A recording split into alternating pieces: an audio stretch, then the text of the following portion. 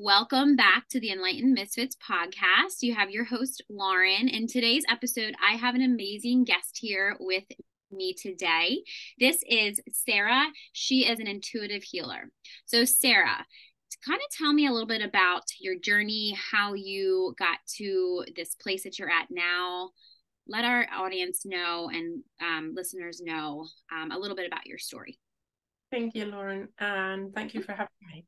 I actually never wanted to become a healer professionally. I just wanted to heal myself, and it was sort of part of my spiritual journey. And I ended up meeting people who were teaching kinesiology, so that was the first thing I studied. Later on, I studied theta healing, and then even later on, I started creating my own modality.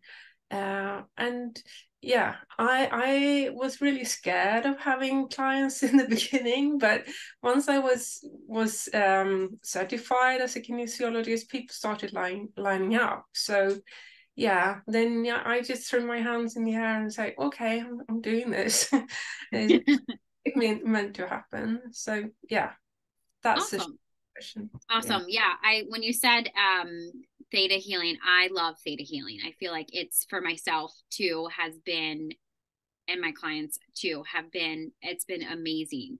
Now, when you said that you created your own, did you say that you created, what did you say you created your own? My own healing modality. Okay. Can you Once talk, can you tell us a little bit about that? What is that? Yeah, I mean, I've studied so many different ways of healing, so eventually it just, developed by itself, more or less. I have a conversation with the client and we muscle test, so I still use kinesiology. That's what muscle testing is. And we find the beliefs that are either blocking or missing, and then I go into the quantum field and I change them. Yeah.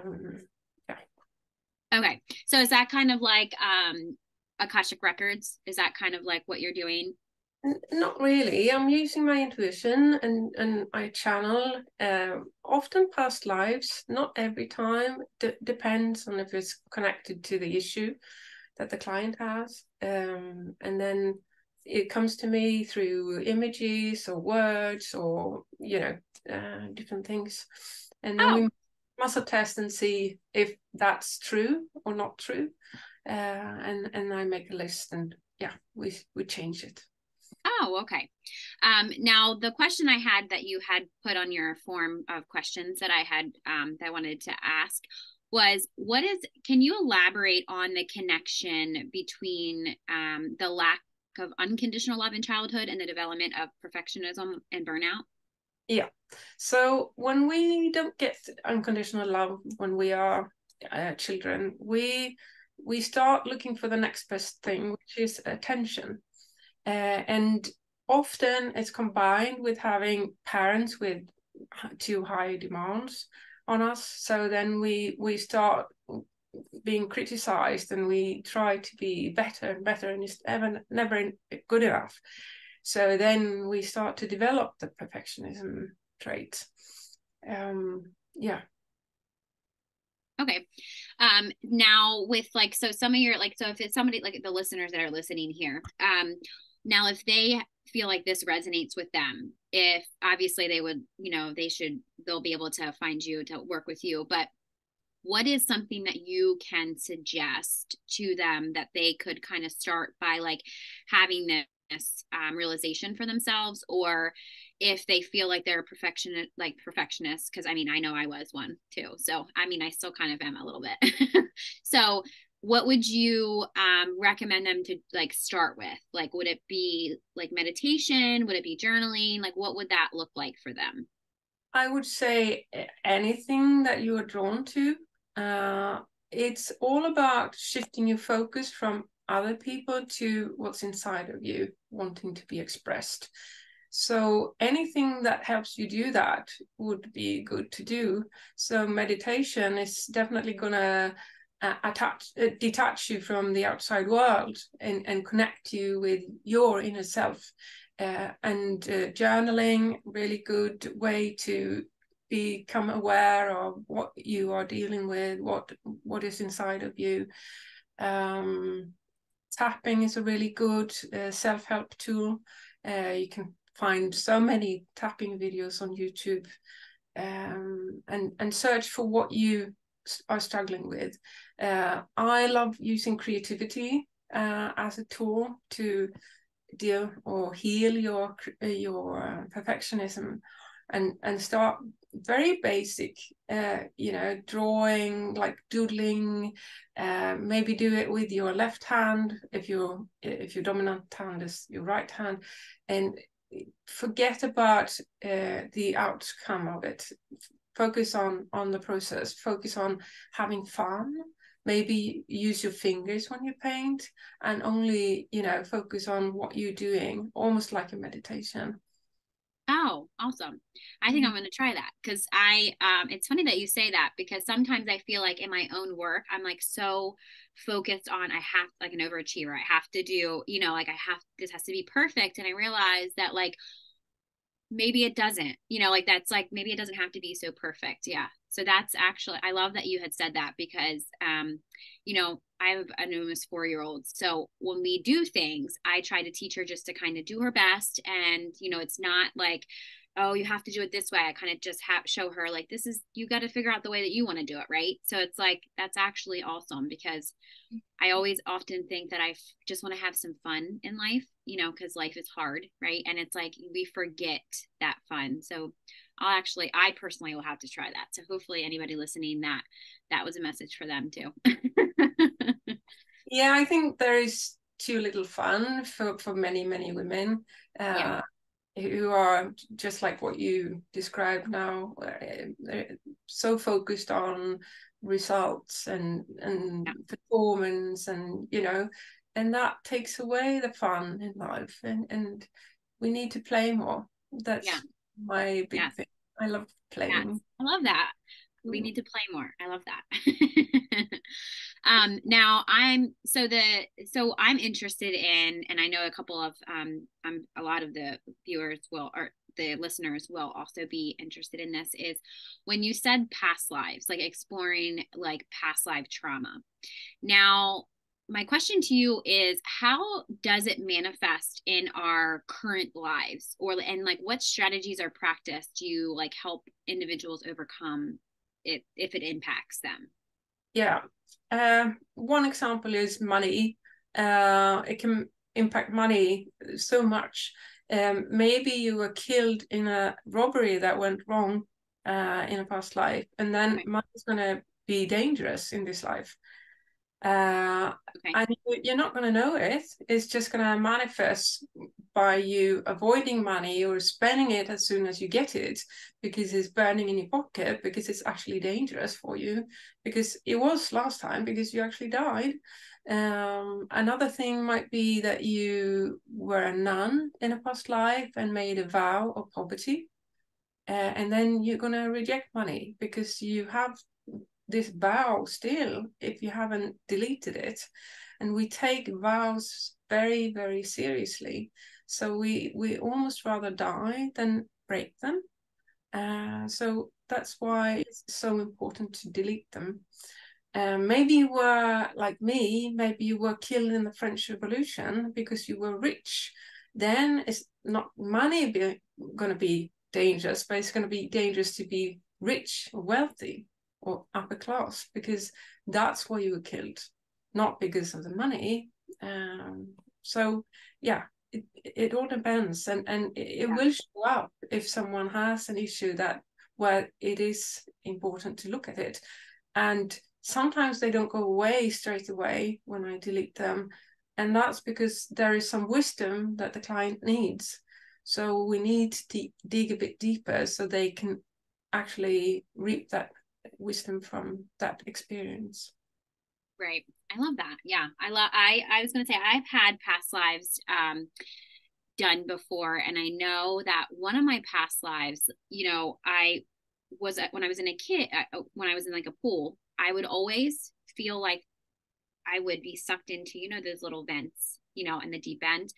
And I realized, when I did my past lives before, I realized that I had drowned in before. So, that was this came up and I was like, oh, so, I took myself back to when I was a kid and I realized, oh my goodness, that's why when I was in a deep end of the pool, I would always feel like there'd be a shark that gets me. Maybe I drowned it in the ocean. I'm not really sure exactly what it was, but it actually made so much sense. And I actually don't have that fear anymore. So I feel like, that really, when you say delete, it really does heal so much, especially like money. I feel like a lot of us, what's been coming up for me lately, actually, currently, as I've been hearing, and I know I heard about this, like, and if you can speak upon it, I would love that. But it's the witch wound. And I know that it's something in our DNA. I know that I don't know much about it. I'm trying to educate myself more about it. But I know it has to do with like money, in our DNA and trauma around that, some of it, or it's that, when the witches like back in that time period would be killed because of their wisdom, right? So it's like, so my thing was like, okay, so what, I know it just keeps popping up, and I know when things pop up, it's like something I need to kind of look at in myself. So do you have any advice? I know it also comes in my business sometimes too. So do you know about that, or is that something that? Yeah, I've done a lot of work on that, both for myself and for clients. It's basically all light workers have some kind of witch wound, Okay. or whatever you want to call it. I usually don't say witch wound, but past lives where you were burnt as a witch, maybe you were drowned as a witch, and that was also very common. That It's makes sense. not so common that it is connected to money, but what can be is that you worked as a shaman, which is similar to being a witch. And as Yeah. a shaman, you work at a level where you're not supposed to charge for your work. You're supposed to be provided for by the society. But Right. we don't live like that anymore. But that makes it very hard for many people who work with healing and other kinds of light work to charge for the work, because they're not allowed to, because they've that's also a kind of vow they've made. But the witch problem is that you are dangerous. Your knowledge is dangerous. It's dangerous for you to be seen. You have to keep under the radar. Lots and lots of things that can make it really, really hard for you to have a business in the spiritual Yeah. area. I mean, I was gonna say that actually makes. I'm gonna have to definitely connect with you after, because that makes a lot of sense too, especially for when you said that it's not. When I first started my business, and like you said, and earlier you said that you didn't want to be a healer. I didn't even. I knew that I had gifts. I knew that I had something like a purpose, like a bigger purpose here than what I was doing. I did work in healthcare, but I realized that, there's events that happened, the universe was pushing me this way. And I realized that when I started my business, I enjoyed doing things just as a servant leader, like just being in service. Mm. So then I realized, obviously I was doing that alongside of my job that paid me, like, my 9 to 5 job, and realized that if I needed to switch over to my business, I had to really heal that money wound that I had, of that, not feeling safe when having money, or not feeling safe, like giving money, that type of thing. So I do personally know, for me personally, that I needed to learn that. But anybody listening, it doesn't mean it makes it easier, to change my prices or to charge more. And I feel like that when you get into business, especially entrepreneurs, I feel like that's important. Would you agree? Yeah, yeah, yeah. Yeah. And being burnt as a witch was the first past life that I remembered for Okay. my when I was in my late teens, and it was such a scary experience to Yeah. oh, what is this? Yeah. Yeah. uh, but it was so real, and yeah, very, very scary. Yeah. Um, yeah. So it does impact your current life if you haven't healed it all. And it's often so much that needs healing, so Yeah. many angles that you need to look at and change. Yeah. So when you is your kind of your process that you do is you would do their past lives that you would be channeled, they would give messages, you know, all your process that you do.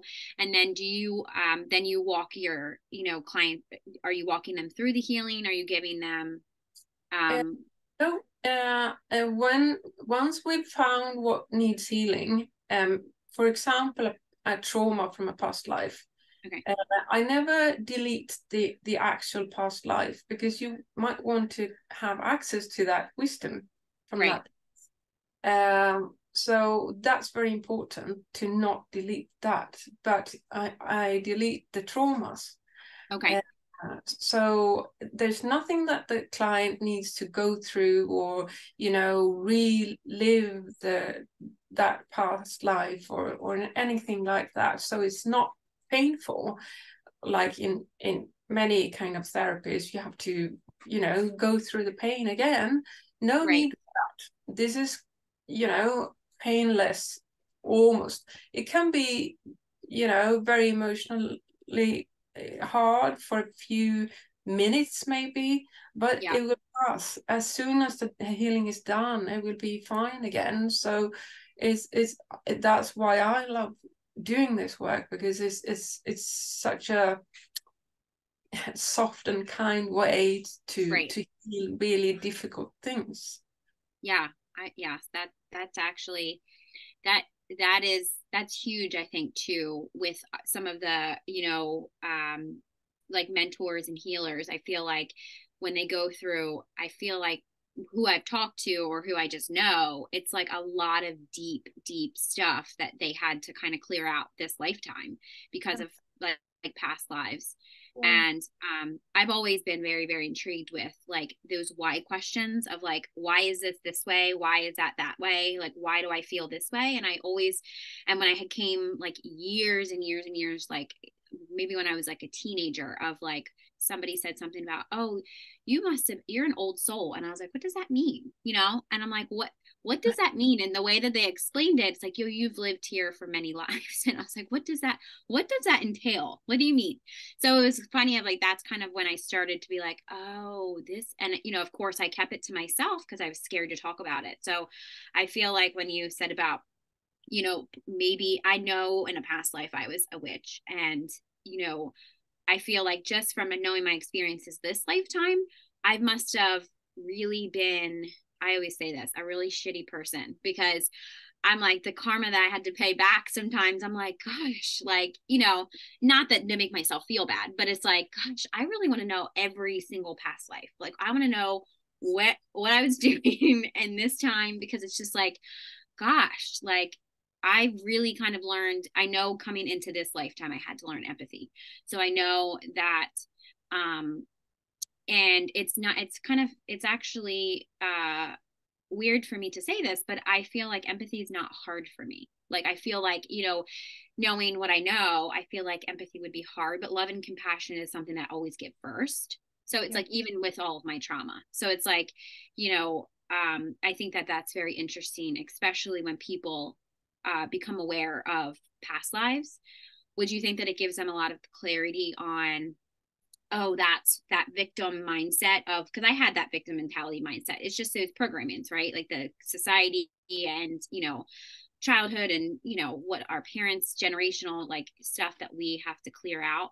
But would you see that it helps with like the shifting a victim mindset to something that could empower somebody?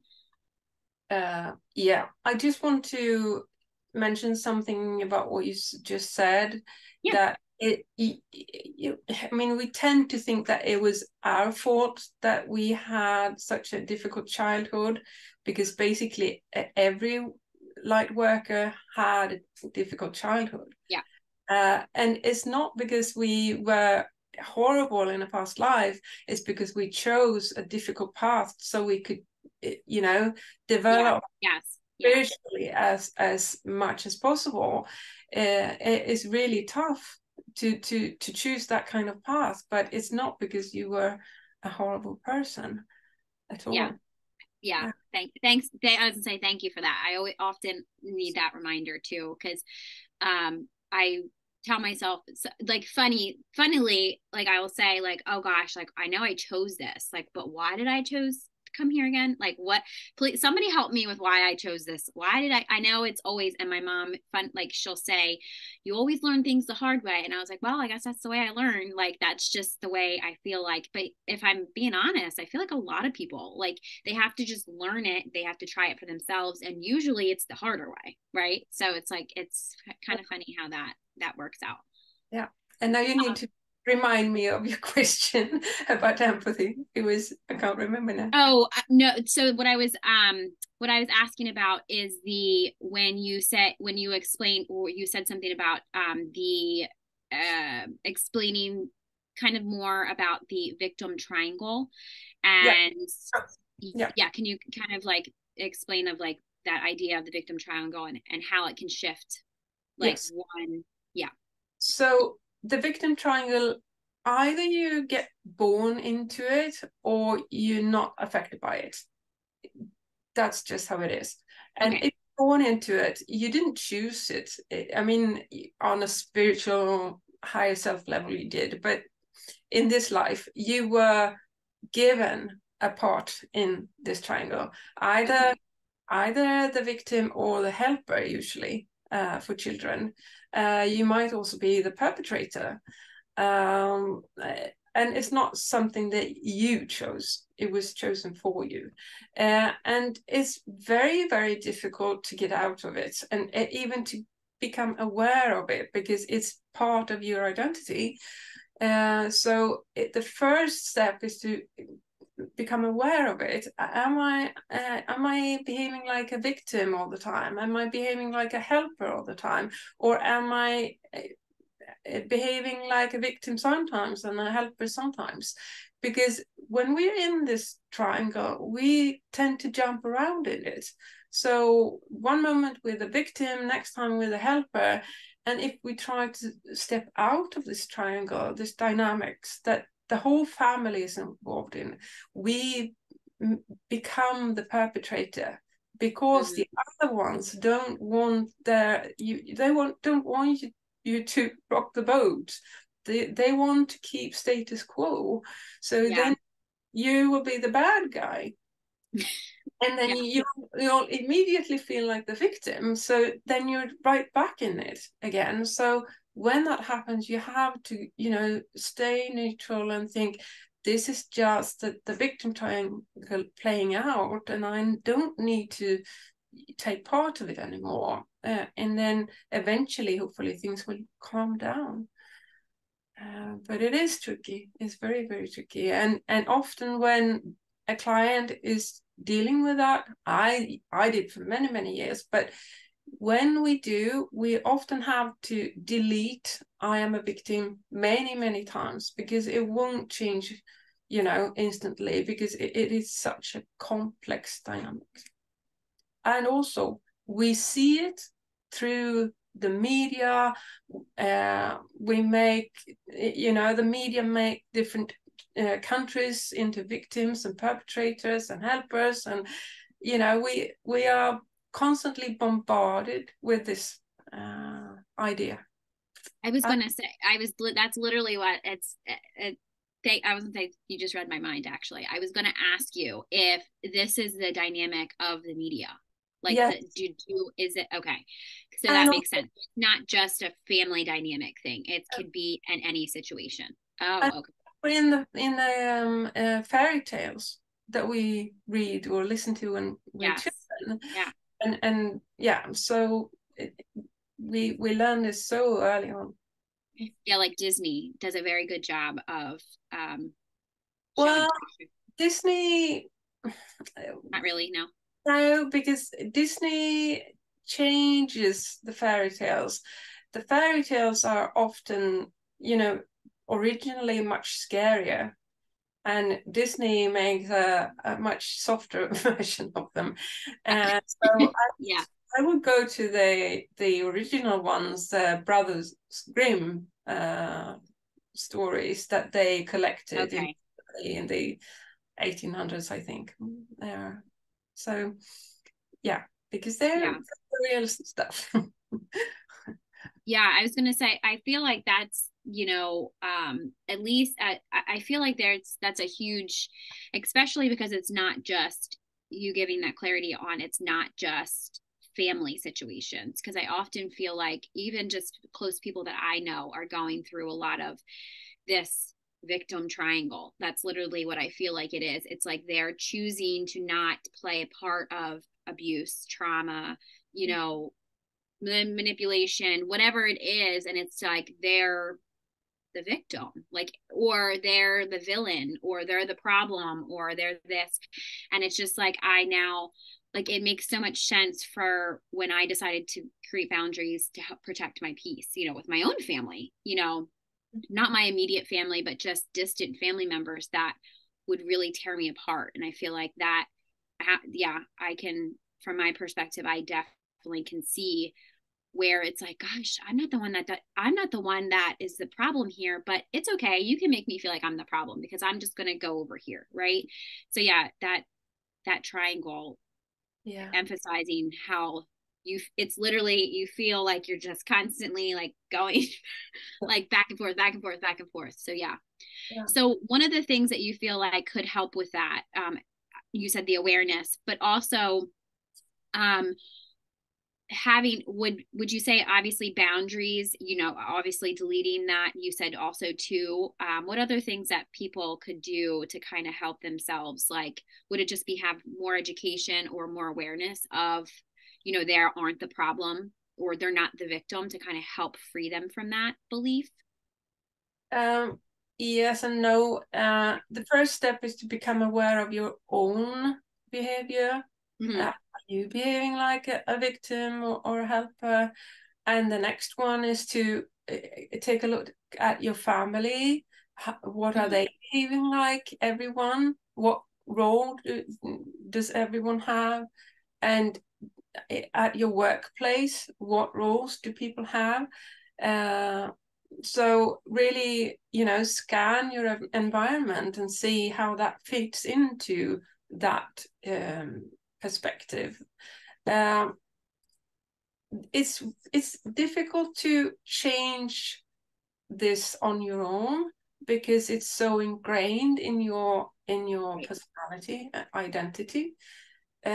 So my my recommendation would be to search for help, find someone who can help you with it, because it is so tricky. It is so tricky, but definitely work on your boundaries. But that's easier said than done. If Right. you haven't been brought up and been allowed to have boundaries and been allowed to say no, you have no clue how to do that.